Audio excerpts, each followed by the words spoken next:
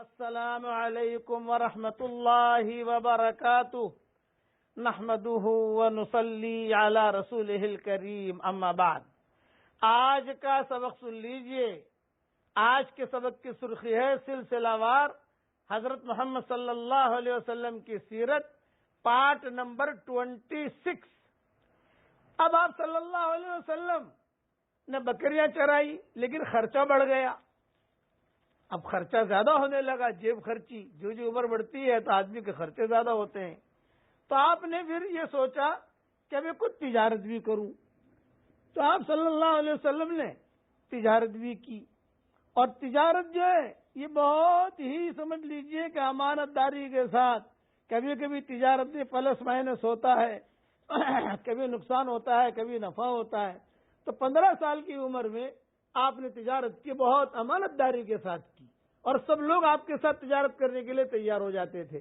عبداللہ ابن الحمصہ سے مروی ہے کہ میں نے بعثت سے پہلے ایک بار حضور صلی اللہ علیہ وسلم سے ایک معاملہ کیا. میرے ذمے کچھ دینا باقی تھا. میں نے آپ صلی اللہ علیہ وسلم سے عرض کیا آپ یہاں ٹھہریے، میں ابھی پیسے لے کر آتا ہوں. اتفاق سے گھر جانے کے بعد اپنا وعدہ بھول گیا. بیوی بچوں میں رہ کر میں نے وعدہ کیا ہے، میں نے ٹھہرا کے آیا ہوں، وہ بھول گیا. 3 دن کے بعد مجھے یاد آیا کہ اوہو میں نے تو محمد کو وہاں کھڑا کیا ہے، اور میں کہا میں ابھی پوٹلی لے کر آتا ہوں، پیسے لے کر آتا ہوں، پیمنٹ لے کر آتا ہوں، اور میں تو بھول گیا. 3 دن کے بعد مجھے یاد آیا، اور میں مکہ میں دیکھتا بھی نہیں تھا. ابھی محمد دکھائی نہیں دے رہے، کہاں ہے؟ ہو سکتا ہے بیمار ہوں گے، ہو سکتا ہے کہ سفر پر گئے ہوں گے. اب یتیم بچہ سفر پر کیا جائے، اور کوئی پوچھے بھی کیا. لیکن 3 دن تک ڈھونڈتا رہا. اچانک مجھے یاد آیا کہ ارے میں نے تو وعدہ کیا تھا پیمنٹ دینے کا. میں وہی گیا جہاں میں نے ان کو کھڑا کیا تھا، حضور صلی اللہ علیہ وسلم کو.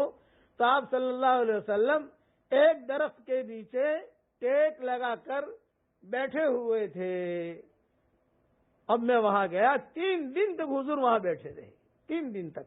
اور وہ درخت کے جو چھوٹے موٹے پھل ہوتے تھے وہ پھل حضور صلی اللہ علیہ وسلم کھا کر، پانی وغیرہ پی کر اس کا انتظار کرتے رہے. یہ آپ کی امانت داری تھی. اللہ کرے یہ امانت داری ہم مسلمانوں کو بھی نصیب ہو جائے. جب میں وہاں گیا تو حضور صلی اللہ علیہ وسلم نے مجھے دیکھا اور صرف ایک جملہ کہا، بھائی عبداللہ 3 دن سے میں یہاں بیٹھا ہوں، تم نے تو مجھ کو بہت زحمت دے دی، میں 3 روز سے اسی جگہ تمہارا انتظار کر رہا ہوں. بس اتنا جملہ کہا آپ نے.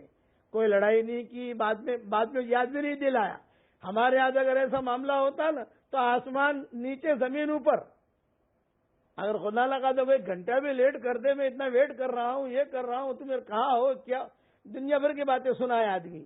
وہاں یہ بات نہیں تھی. 3 دن تک حدیث شریف میں آتا ہے کہ برابر انتظار کرتے رہے. جو اتنا کہا بھائی آپ نے مجھے بہت زحمت دی. پھر اس کے بعد حضور نے کبھی اس کا تذکرہ نہیں کیا.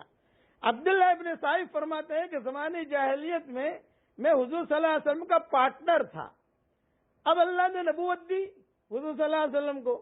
جب مدینہ منورہ حاضر ہوا مسلمان ہو کر تو حضور نے خود نے پوچھا، ارے عبداللہ ابن صائب مجھے پہچانتے بھی ہو؟